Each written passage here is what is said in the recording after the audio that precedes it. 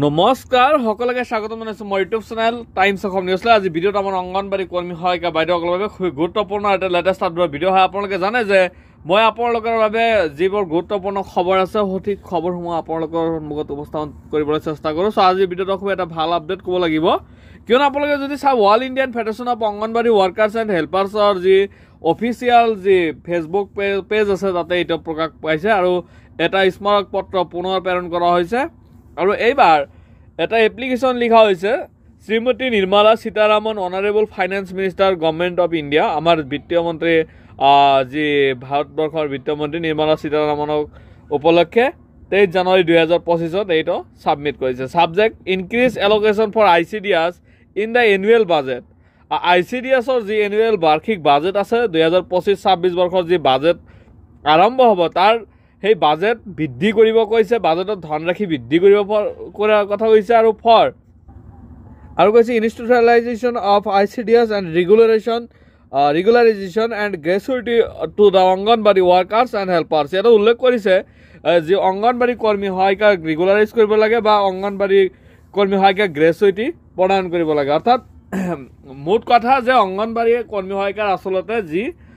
Budget আছে সেই বাজেটত ধনৰাশি বৃদ্ধি কৰিব লাগে আৰু তেওঁলোকক ৰেগুলাৰাইজ কৰাৰ ব্যৱস্থা গ্ৰহণ কৰিব লাগে। এই উপলক্ষে শ্ৰীমতী Nirmala Sitharaman honourable finance মিনিষ্টাৰক application প্ৰদান কৰা হৈছে। সবিশেষ মই আপোনালোক জনাম কি কি আছে এপ্লিকেশ্যনত। চ' আপোনালোকে ভিডিঅ'টো স্কিপ নকৰাকৈ ধৈৰ্য সহকাৰে চাই থাকক।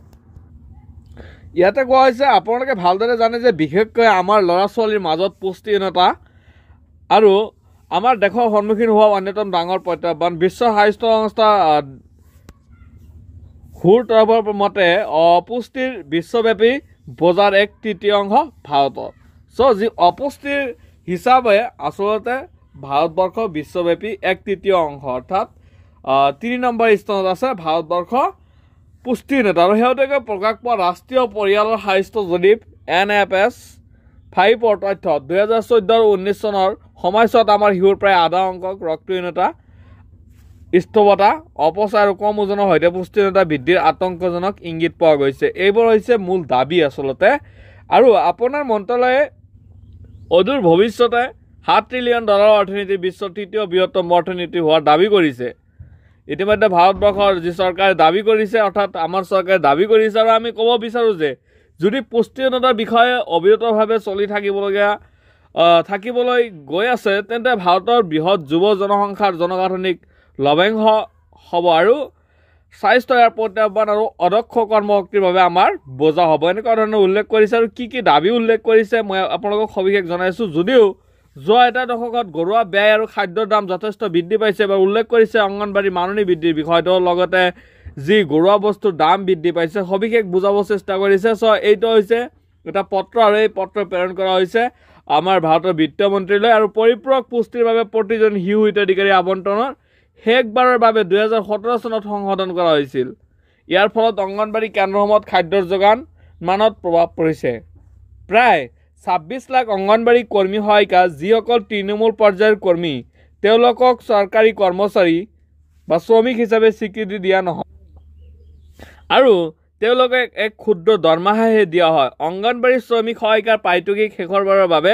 2018 চনত বৃদ্ধি কৰা হৈছিল। সেইটো শ্ৰমিকৰ বাবে মাত্ৰ 4,500 টকা আৰু সহায়িকাৰ বাবে প্ৰতি মাহে 2,250 টকা। ভাৰতৰ উচ্চতম ন্যায়ালয়ৰ 2022 চনত এটা নিৰ্দেশ দিছে যে অংগনবাড়ী কৰ্মী সহায়িকাসকলক গ্ৰেচুইটি আইন অনুসৰি গ্ৰেচুইটি দিব লাগে, কিন্তু ইয়াৰ কাৰ্যকৰীকৰণৰ বাবে কোনো বাজেট আবণ্টন দিয়া হোৱা নাছিলে। আৰু এইবাৰ আৰু ইয়াতে বিশেষ দাবী কৰা হৈছে, মই আপোনালোকক সবিশেষ দেখাবলৈ যত্ন কৰিম। আৰু উল্লেখ কৰিছে আপোনালোকে পূৰ্বৰ বাজেটত SNPৰ বাবে বৰ্ধিত আবণ্টন আৰু চৰকাৰে ঘোষণা কৰা 2018 চনত অংগনবাড়ী কৰ্মী সহায়িকাসকলৰ পাৰিতোষিক বৃদ্ধিৰ বাবে প্ৰয়োজনীয়তাসমূহক গুৰুত্ব নিদিয়া অতিশয় চিন্তা। যি উচ্চ ন্যায়ালয় গুজৰাটৰ হাইকোৰ্টৰ পৰা ইয়াৰ আদেশ দিয়া হৈছে যে ন্যূনতম মজুৰি দিয়াৰ ব্যৱস্থা কৰিব লাগে 6 মাহৰ ভিতৰত। আৰু এই বছৰত আমাৰ গণৰাজ্য 75 বছৰ সম্পূৰ্ণ কৰিলে আৰু অহা বছৰ ICDS আঁচনিখনে 50 বছৰ সম্পূৰ্ণ কৰিব ওলাইছে। আপুনি 7খন সম্পূৰ্ণ বাজেট উপস্থাপন কৰি অভিলেখ গঢ়িবলৈ ওলাইছে, যিয়ে লাখ লাখ শিশুৰ জীৱনত প্ৰভাৱ পেলাব, যিসকল আমাৰ মহান দেশৰ ভৱিষ্যত বুলি উল্লেখ কৰিছে। আৰু কোৱা হৈছে আজিৰ তাৰিখত আমাৰ দেশৰ শিশুসকলৰ প্ৰাথমিক শিশুৰ যত্ন শিক্ষা বিকাশৰ আইনী প্ৰাপ্যতা নাই বিশ্বগুৰু বুলি দাবী কৰা আমাৰ দেশখনে যিকোনো জৰুৰীকালীন অৱস্থাত জীৱন বিপন্ন কৰি 24 ঘণ্টা কাম কৰা অংগনবাড়ী আশা আৰু MDM কৰ্মীসকলৰ দৰে আমাৰ সন্তান আৰু ফ'ৰ্থ লাইন কৰ্মীসকলৰ আইনত অধিকাৰ আৰু প্ৰাপ্য সুনিশ্চিত কৰাৰ সময় আহি পৰিছে অৰ্থাৎ গ্ৰেড 3 আৰু গ্ৰেড 4 পদত পদোন্নতি কৰাৰ প্ৰয়োজন পৰিছে মহামাৰীৰ দৰে পৰিস্থিতিত এই অংগনবাড়ী কৰ্মী হয়কে কিমান কষ্ট কৰিছে বা আশা কৰ্মীয়ে কিমান কষ্ট কৰিছে আপোনালোকে জানে অধিকাৰ নিশ্চিত কৰাৰ বাবে আইন প্ৰণয়নেৰে ICDS প্ৰতিষ্ঠাকৰণৰ বাবে যোগ মাহক তৎক্ষণাত ল'ব লাগিব আৰু উল্লেখ কৰিছে আমি দেশৰ প্ৰায় 26 লাখ কৰ্মী সহায়িকা আৰু আমাৰ অল ইণ্ডিয়া ফেডাৰেশ্যনৰ তৰফৰ পৰা জনাইছো যে বিধিগত মজুৰি আৰু সামাজিক সুৰক্ষা সৈতে মৰ্যাদাপূৰ্ণ জীৱন নিশ্চিত কৰা ভূমিৰ সাংবিধানিক অধিকাৰ আৰু আইনসমূহে আমাৰ অধিকাৰৰ বাবে হেঁচা প্ৰয়োগ কৰিবলৈ 2025 চনত all Indian federation of anganwadi helpers and যি ৱৰ্কাৰ্ছ ফেডাৰেশ্যন আছে 13 ফেব্ৰুৱাৰীত তলকাটৰা ষ্টেডিয়ামত প্ৰায় 5,000 শ্ৰমিক সহায়িকা ৰাষ্ট্ৰীয় অধিৱেশনৰ আয়োজন কৰিছে সমগ্ৰ দেশৰ অংগনবাড়ী কৰ্মী সহায়িকাৰ প্ৰায় 6 লাখ স্বাক্ষৰ ভাৰতৰ ৰাষ্ট্ৰপতিৰ ওচৰত দাখিল কৰা হ'ব ইয়াত উল্লেখ কৰিছে যে ইতিমধ্যে 6 লাখ স্বাক্ষৰ ৰাইজৰ স্বাক্ষৰ ইতিমধ্যে সন্নিৱিষ্ট কৰা হৈছে আৰু এই স্বাক্ষৰ ভাৰতৰ ৰাষ্ট্ৰপতিৰ ওচৰত দাখিল কৰা হ'ব প্ৰায় 5,000 কৰ্মী সহায়িকা সেই ষ্টেডিয়ামত যাব আৰু এই ৰাষ্ট্ৰীয় অধিৱেশনৰ যি আয়োজন কৰিছে তাতে এই 6 লাখ স্বাক্ষৰ সন্মিলিত যি স্বাক্ষৰৰ যি কপি থাকিব সেয়া ৰাষ্ট্ৰপতিৰ ওচৰত দাখিল কৰা হ'ব আমি নিশ্চিত কৰিবলৈ 2025-26 চনৰ বাজেটত ICDS বাবে পৰ্যাপ্ত আবণ্টনৰ দাবী জনাইছে আৰু ইয়াতে উল্লেখ কৰিছে ECC আইনৰ অধীনত ICDS সক্ষম অংগনবাড়ী পোষণ 2.0 অংগনবাড়ী কেছ হিচাপে প্ৰতিষ্ঠাকৰণ কৰিবলৈ পৰ্যাপ্ত আৰ্থিক আবণ্টনৰ উপযুক্ত আন্তঃগাঁথনি আৰু প্ৰয়োজনীয় মানৱ সম্পদৰ সৈতে স্থানীয় প্ৰয়োজনীয়তাসমূহৰ যত্ন লোৱা আৰু বৰ্তমানৰ পুষ্টিহীনতা সংকটৰ মোকাবিলা কৰিবলৈ উপযুক্ত আন্তঃগাঁথনি আৰু উন্নত মানৰ পুষ্টিৰ সৈতে অংগনবাড়ী কৰ্মী সহায়িকা সেৱাৰ ফলপ্ৰসূ ৰূপায়ণ সুনিশ্চিত কৰা ইয়াতে নিয়মীয়াকৰণৰ ওপৰত গুজৰাটৰ যি উচ্চ ন্যায়ালয়ে আদেশ আৰু অংগনবাড়ী শ্ৰমিক সহায়িকা গ্ৰেচুইটি সম্পৰ্কে যি উচ্চতম ন্যায়ালয়ৰ আদেশ তৎকালীনভাৱে কাৰ্যকৰী কৰাৰ কথা ইতিমধ্যে কোৱা হৈছে আৰু অতি সোনকালে যাতে এইখিনি কাৰ্যকৰী কৰে যেহেতু অংগনবাড়ী কৰ্মী সহায়িকা গ্ৰেড 3 আৰু গ্ৰেড 4 পদত পদোন্নতিৰ কথা কোৱা হৈছে আৰু ইতিমধ্যে দেখা গৈছে যে সুপ্ৰিম কোৰ্টৰ পৰাও গ্ৰেচুইটি দিয়াৰ ব্যৱস্থাৰ কথাও ইতিমধ্যে কৈছে অৰ্ডাৰ কপি সুপ্ৰিম কোৰ্টৰ পৰা ৰায় দিয়া হৈছে যে তেওঁলোকে গ্ৰেচুইটিৰ যোগ্য আৰু গুজৰাটৰ যি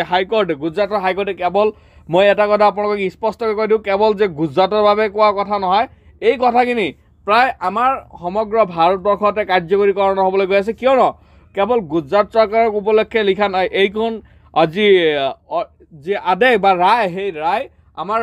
চেন্ট্ৰেল গভৰ্ণমেণ্টৰ ওপৰতো পৰিব প্ৰভাৱ যেহেতু কোৱা হৈছে যে central government and state government আৰু ইয়াতে উল্লেখ কৰিছে pay minimum wages 26,000 per month আৰু টু হেল্পাৰ্ছ এণ্ড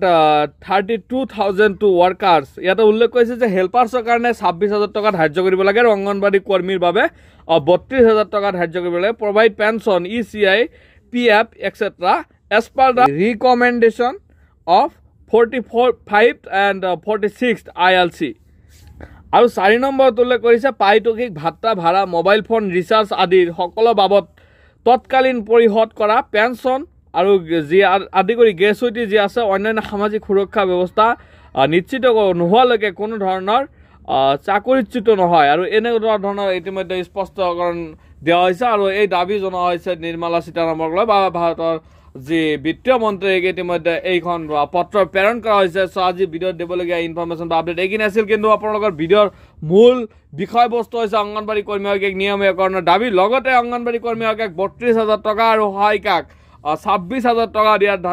ধাৰ্য কৰি অংগনবাড়ী কৰ্মী সহায়িকাক নিয়মীয়া কৰ্মচাৰী হিচাপে স্বীকৃতিকৰণ কৰিব লাগে ইতিমধ্যে সন্থাৰ তৰফৰ পৰা স্পষ্টকৈ কৈ দিয়া হৈছে আৰু যেহেতু আপোনালোকে জানে যে ইতিমধ্যে গুজৰাটৰ চৰকাৰৰ যি ৰায় সেয়া তৎকালীনভাৱে কাৰ্যকৰীকৰণৰ বাবে দাবী জনোৱা হৈছে চ' আজি ভিডিঅ'ত দিবলগীয়া ইনফৰমেশ্যন বা আপডেট এইখিনি আছিল ভিডিঅ'টো কেনেকৈ কমেণ্ট এটা কৰি জনাব আৰু ভিডিঅ'টো আপোনালোকে যিমান পাৰে সিমান বেছি শ্বেয়াৰ কৰি যাব যেহেতু এই গুৰুত্বপূৰ্ণ খবৰখিনি সকলো বাইদেউসকলে শুনিব পাৰে চ' আজিলৈ ইমানেই থেংক ইউ জয় অসম।